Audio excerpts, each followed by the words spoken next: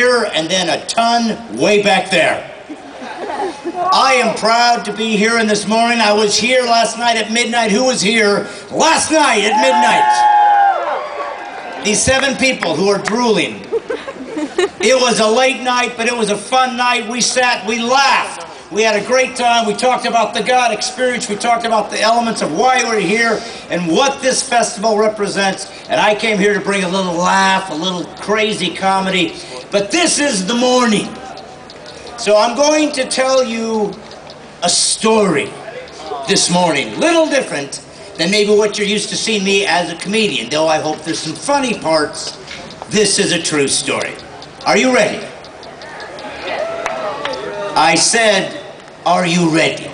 Yeah! No, I'm talking to that guy way in the back in the red shirt. Are you ready? The guy next to the tent with the water bottle. You. Okay. There's actually a guy back there going, how does he see me? Here's the story. The first time in my life I almost died was the day I was born.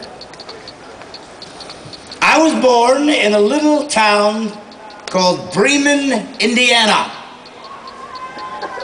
Apparently the mayor is here. It's one guy. I was born in a little town called Bremen, Indiana. It's called Indiana, a little Hoosier state. I never bring that up, too. I don't know why that is. I never mention I'm from Indiana. I guess it's because every time I've ever said, hey, I'm from Indiana, you know, there's always some guy in the crowd going, Indiana, I'm from her, too. Okay. You know. And usually we're related. But I was born in Indiana, but I was conceived in Germany. Germans are here, that's good. They were either cheering for Germany or conceived. I don't know which one it was. It's all right, we were all there once.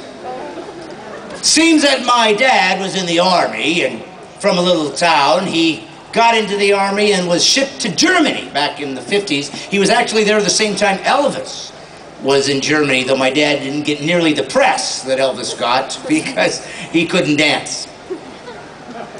But my mother was very young, and they sent her to Germany to visit her young husband. And when she got there, apparently being 2 young farm kids who had never been out of Indiana, they couldn't find anything interesting to do in Germany. What with the, you know, Bavarian Alps getting in the way and everything. And so apparently they decided to make me. Whoa! Thank you for my parents, yes. And so even though I am from Indiana, officially I am German.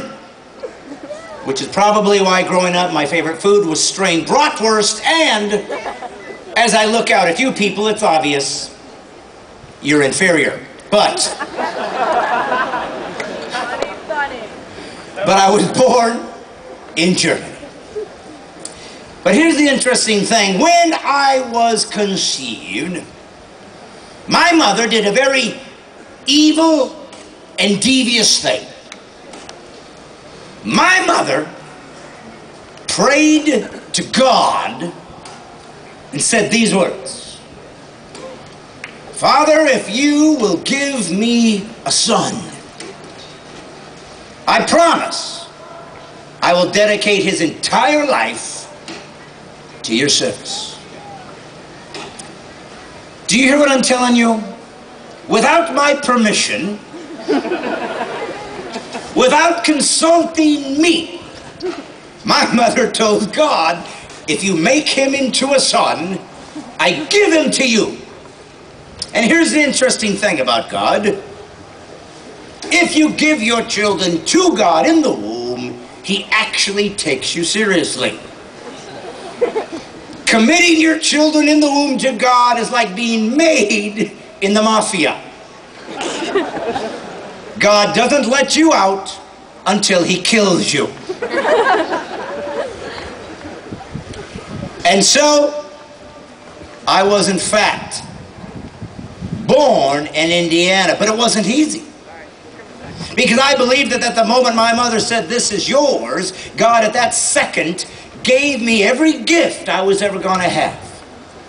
At that second, He decided who I was going to be, how tall I'd be, what I would look like, the territories that I would cover, the places I would go, and the plans He had for me. He had made up His mind, this is who I'm creating, this is where it is going. Everything I was going to be to this moment was grafted into my DNA at that second. That's right, God had a plan for me like He does for you. He had sent me from that second to Nineveh. You've got a place to go, and I expect you to get there. Well, I wasn't quite ready for this when I was born. Everything went wrong. I was a breech baby. I was face down, feet first. I wasn't coming out easy. Apparently, I had my heels dug into my mom's uterus, and I was hanging on to that umbilical cord because apparently I wasn't quite ready to pop out and start my ministry. But I made it, and I almost died. My mother almost died. We didn't. You know why? Because I was sent to Nineveh. When God had decided what He was going to do with me, it must be completed. It's His world. So there I was, in a little town, enjoying my life, just growing up like you guys, thinking he's a regular guy. I don't know who I am or where I'm going to go. I'm just a kid. I couldn't possibly have known that one day I would sit on a stage in front of thousands of people as a comedian. Who would know they're going to be a comedian?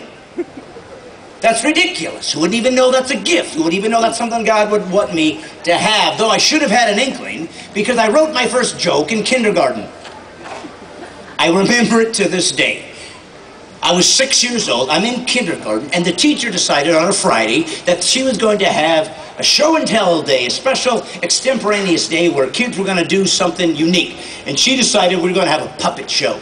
They had a little puppet stage set up, and there was a couple puppets set up. And she decided, who wants to volunteer? I raised my hand because from the moment I can remember, I loved being in front of people performing. It was never something I had to manufacture. It just came naturally. So she picked me and another kid. And we got behind that stage, and I stuck my puppet on and stuck it up here, and he had his going on. And I was excited because I was in front of people, and I just knew that this is where I belonged. The other kid, meanwhile, was staring at me, scared to death, and soiling himself. He wasn't ready for this show, so I took the bull by the horns. I just simply said this, "Hey, let's play hide and seek. You hide and I'll count." And off he went. And at 6, I immediately began to do this. 1, 2, 5, 43, 99, 16, 104, 37, 88, and the kids were rolling. Why? Because there's nothing funnier to a kindergarten kid than the old, "Look, I don't know how to count" routine. They were rolling. And I felt good. I got up, I walked around, they were all laughing and pointing at me, and I felt like this is where I belong. Somehow, I'm supposed to communicate like this. Laughter feels good. It's as though I had a plan, a purpose. It's like I was sent to Nineveh. I felt good. Let me tell you the irony of God's gift to you, whatever it is. Some of you might be future comedians. Some of you have something else. But whatever the gift is, God gives it to you and He expects you to use it. But here's the irony that I learned, my friends. God gives you a gift so that you can use it to tell His story. You see, what you are and who you are is the package that delivers the ultimate story, who is God. If you're not delivering that message, it doesn't matter who you are, what you make, how much you achieve, how popular you are. If you're not using the gift to tell the story, you're spending it on yourself, and there will be a reckoning day.